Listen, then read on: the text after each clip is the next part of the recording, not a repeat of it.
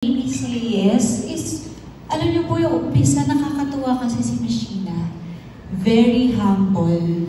At ang maging face ng Amarachia, isa siya sa nagiging grateful talaga ako kasi nakakatuwa si Machina kasi sobrang humble na alam natin nung nagsisimula si Machina, talagang grabe yung pinagdaanan niya, hindi rin bigla na binigay sa kanya kung anong meron siya ngayon.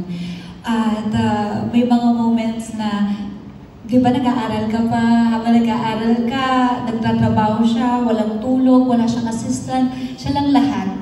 At pinaghirapan niya yung mga bagay na meron siya ngayon. Na nakaka-relate po ako kung bakit tinanggap ko kasi I always love na maging part ng isang endorsement na talaga namang nagmula sa alam mong pinaghirapan niya ng todo. At isa po doon si Machina. Thank you, Machina and Sir Ian. Thank you. Ano yung mga klase ng jewelry pieces, yung mga designs yung gusto?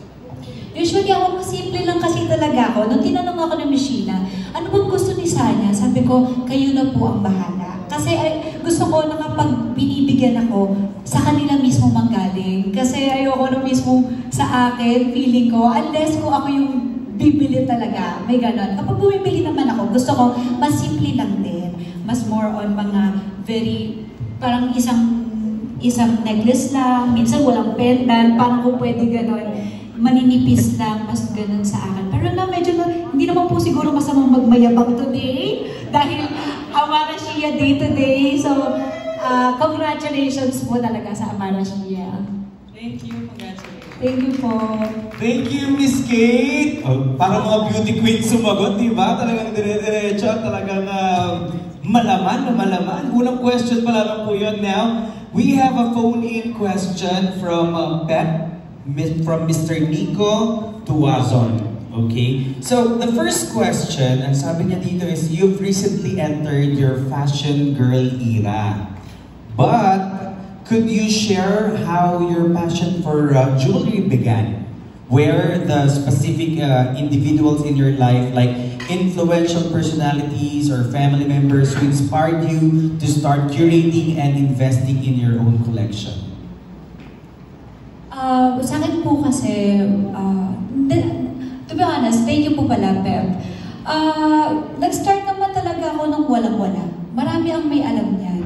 At syempre, mas una ako nag-invest talaga for the future. Gusto mo na masigurado na, okay, may titirhan muna tayo. Ganun muna talaga. Nag-invest po muna ako sa lupa, sa bahay. And nung feeling ko, pwede na.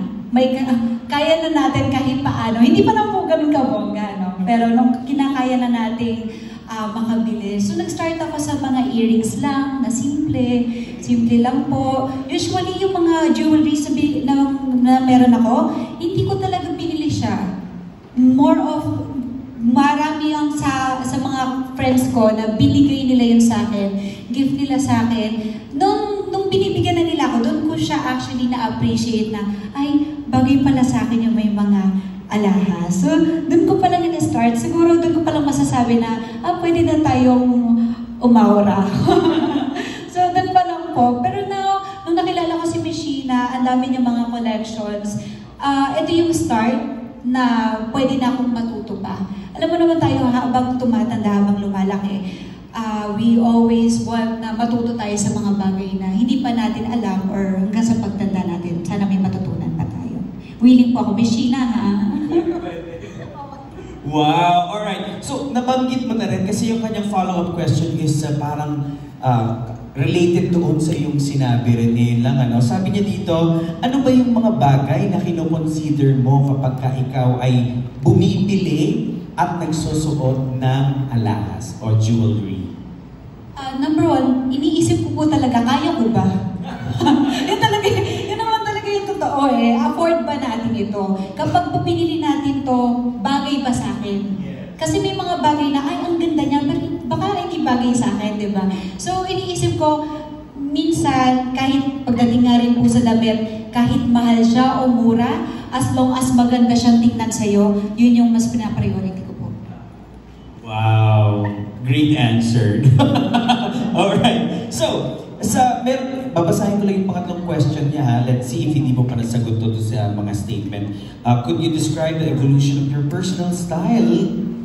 In what ways have you transformed for the past 5 years? Meron bang pinagkaiba yung style mo nung nakaraang 5 years sa ngayon? Siguro po ngayon, medyo masasabi ko, medyo nakakaangat-angat na tayo, no? Hindi kasi noon po talagang happy na ako kung ano, sabi ko po kanina, before kahit yung tiyangge na alahas, as long as maganda siya para sa'yo, happy na ako dun eh. Pero ngayon po, nung nakilala ko si Christina, Amara Shia talaga. Sila yung nagsimula ng, dapat next time ganito. Though actually, nung pumasok ako sa pag-artista, marami na akong mga kaibigan na sinasabi na kailangan mo mag-invest din sa talagang totoo. Tama naman po kasi syempre nakakadagdag sa image mo yon, nakakaganda. And ang kagandahan kasi kapag alahas, magandang investment to eh. Di ba po? So yun yung nagbigay sa akin ng dahilan kung bakit ako masaya sa pinapasok ko sa pagbili ng alahas. Yun po. Naku, mukhang marami kayong pagsasamahan ni Sanya. Talaga, Ma'am Sheena, ha?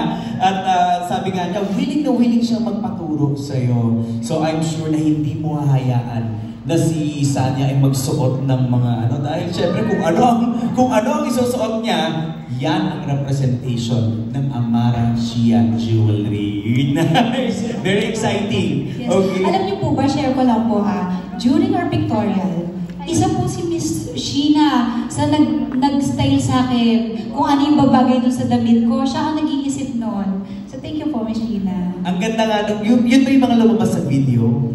Yes. Parang pangmalakasan, yung parang ang level niya, yung suot ni Kate Winslet sa Titanic, yung mga gano'n. Alright, now let's have our next media friend from Net25, Mr. Cesar Batiga. Hi, Sir Cesar! Would you like to come forward, Sir Cesar? Okay. Congratulations po. I would like to ask Miss Sheena. Miss Sheena, Yes, what po. are your future plans for Miss Sanya Lopez in these endeavors po? Magkakaroon po ba siya ng mga billboards? How about TVCs? Ano po yung mga plans niyo po of her bilang ambassadress of your jewelry collections po? Thank you so much po. So ngayon po, ayan, siguro po, darating po kami doon. Kasi po, hindi lang naman po kami ngayon lang magkakaroon ng contract. Of course, pangmatagalan po kasi talaga yung namin kay Miss Hanya with Amara Shia po. Ayan. Of course po, meet and greet din po sa kanyang mga fans. Yun po yung isa sa magiging plan din po namin. The next, para signing po. Yan po. And for Miss Sanya, gaano kahalaga o gaano ka-importante sa inyo as an actress o as a TV personality of having this kind of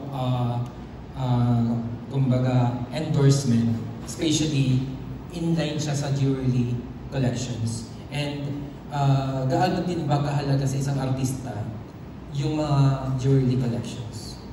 Yes, thank you po. Para po kasi sa akin, napakahalaga ng ganitong klaseng endorsement eh. Dahil bilang artista, importante rin naman talaga na nakikitaan tayo na alam mo yung, ang ganda niyang tingnan, ang klase niyang tingnan. And I believe din po kasi that diamonds are women's best friend. Diba? So parang every time na nakikita ka niya, parang ang ganda-ganda mo. So yun ang may importante, na parang every time na nakikita tayo ng ibang tao, importante na ang gaan ng itsura natin, ang ganda-ganda ng itsura natin. And I hope na, sabi ko nga, huwag kayong matakot na bumili ng alahas. Kasi meron namang alahas na affordable naman talaga. So, hindi porket, naka-alahas siya, nagmamayabang na. Sometimes nire-represent kasi tayo bilang nakakadagdag rin yun sa image natin, di ba? Sometimes, mahirap sabihin, pero mas nire-respeto ka ng tao. So, importante rin po talaga yung mga alahas po. Okay.